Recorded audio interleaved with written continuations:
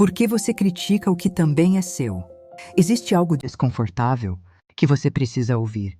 Aquilo que mais te irrita nas pessoas não é coincidência, não é azar, não é acaso, não é simplesmente o jeito delas. Quando alguém te ativa demais, quando a crítica vem rápida, quando o julgamento é quase automático, pare por um segundo. Porque quase sempre você não está reagindo apenas ao outro. Você está reagindo ao que aquilo toca dentro de você. O que você mais condena pode ser exatamente o que você não aceita em si. E se isso for verdade, muita coisa na sua história precisa ser revista. Talvez agora um rosto tenha vindo à sua mente. Talvez mais de um. E isso já é significativo. Existe um mecanismo invisível guiando suas reações. Silencioso, automático, antigo. Ele não pede sua permissão. Ele simplesmente acontece. Você acredita que está analisando o outro, mas na maioria das vezes está defendendo uma imagem que construiu sobre si mesmo.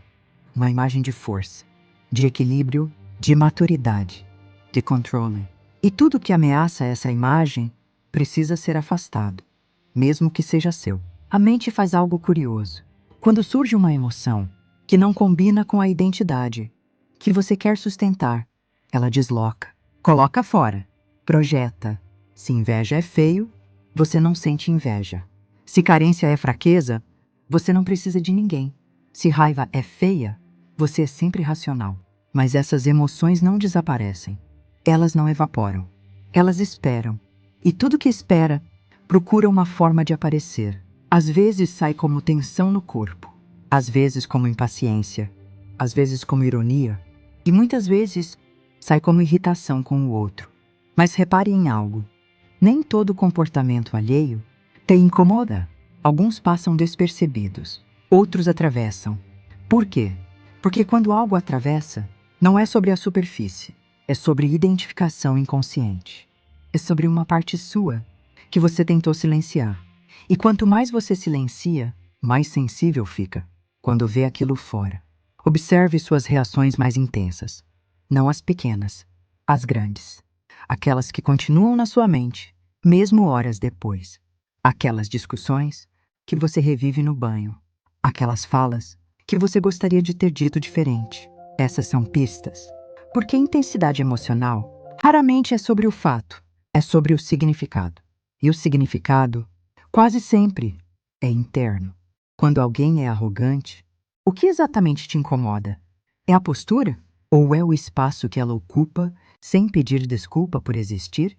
Quando alguém se expõe, o que te irrita? É a exposição ou é o medo que você tem de fazer o mesmo? Quando alguém busca reconhecimento, por que isso te atravessa? É realmente sobre a pessoa ou é sobre uma parte sua que também queria ser vista, mas aprendeu que aparecer é perigoso? Talvez você esteja percebendo algo agora. E perceber muda o eixo da história. Mas aqui vem a parte mais desconfortável. Você pode reconhecer isso e ainda assim resistir, porque admitir que o incômodo é interno exige responsabilidade. E responsabilidade não é leve. É mais fácil dizer, o problema é ela. É mais simples concluir, eu só não suporto esse tipo de pessoa. Mas repare, você já encontrou esse tipo de pessoa mais de uma vez, em lugares diferentes, com nomes diferentes, com histórias diferentes, e a emoção foi parecida. Isso não é azar, é padrão. E padrões persistem, enquanto permanecem invisíveis. Talvez o que você chama de dedo podre seja apenas um reflexo de partes suas que ainda não foram integradas. Talvez o que você chama de intolerância seja defesa. Talvez o que você chama de exigência seja medo. E medo projetado vira crítica. Carência projetada vira desprezo. Insegurança projetada vira julgamento. Mas existe algo ainda mais profundo. Você não projeta só o que rejeita, você também projeta o que deseja. Às vezes você admira alguém de forma quase exagerada. Coloca em um pedestal, idealiza e acredita que aquela pessoa tem algo que você não tem. Mas e se aquilo que você admira for uma parte sua, que nunca foi autorizada a existir? E se a segurança que você ama no outro for uma força sua, que foi reprimida? E se a liberdade que você inveja for um desejo seu, que você não teve coragem de assumir. Percebe o ciclo? Você rejeita fora o que não aceita dentro. Você idealiza fora o que não reconhece dentro. Sempre dentro. E enquanto você não olha, continua vivendo relações baseadas em distorção. Ou luta demais, ou idealiza demais, ou se decepciona demais, porque não está vendo a origem. E quando não vê a origem, repete a experiência. Repete com amigos. Repete no trabalho. Repete nos relacionamentos. Muda o cenário, mas a emoção é familiar. E se é familiar, não nasceu ontem. Talvez venha de muito antes. Talvez você tenha aprendido que demonstrar necessidade era fraqueza. Então você critica quem precisa. Talvez tenha aprendido que brilhar era perigoso. Então você ataca quem brilha. Talvez tenha aprendido que sentir raiva era errado. Então você se irrita com quem expressa raiva. E cada vez que isso acontece, a vida tenta mostrar, mas você interpreta como provocação. A vida mostra. Você reage, a vida repete. Você se defende. Até que um dia, você decide observar. E observar interrompe o automático. Não resolve tudo, mas quebra o ciclo invisível. Da próxima vez que alguém te ativar, não conclua. Pergunte: o que exatamente isso toca em mim? Por que isso me afeta tanto? Já senti isso antes? E talvez a resposta não venha na hora, mas ela vem. Porque quando você começa a perguntar, a mente para de apenas acusar e começa a investigar. E investigação interna é maturidade emocional.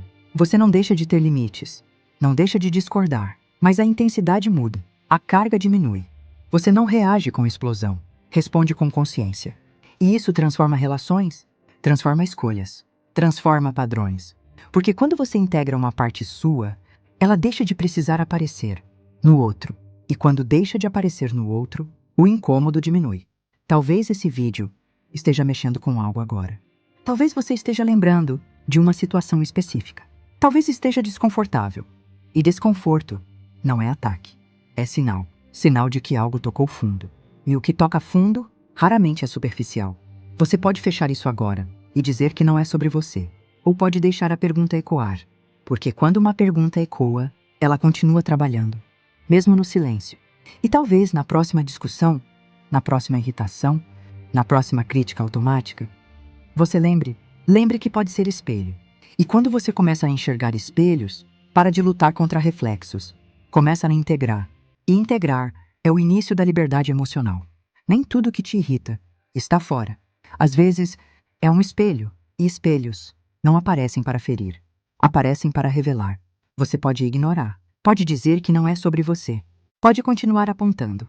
Mas no fundo, quando algo toca tão fundo, raramente é por acaso.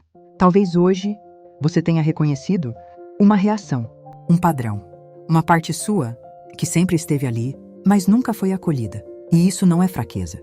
É consciência. E consciência muda o jeito que você olha. Muda o jeito que você responde. Muda o jeito que você se relaciona.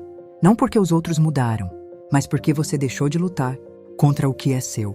Quando você integra, a crítica perde força.